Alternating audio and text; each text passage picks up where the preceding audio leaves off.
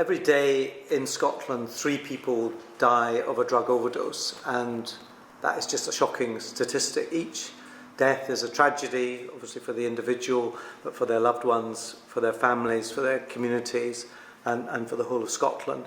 Our report, Changing Lives, says what needs to be done to address this, and makes recommendations as to how we can reduce the number of people dying from a drug overdose.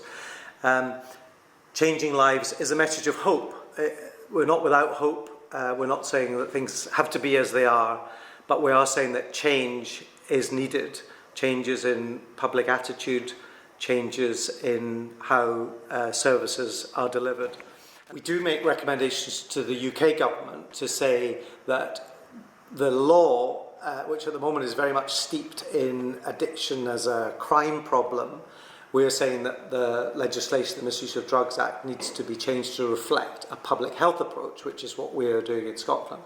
But we also recognise that if that's not their wish, then one option is to devolve the issue of drug legislation to the Scottish Parliament.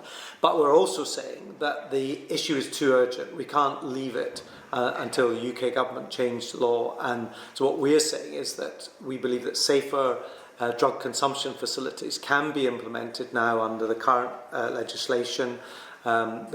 We've worked closely with the Crown Office, the Lord Advocate, in trying to look at how can safer drug consumption facilities be implemented under the current legislation.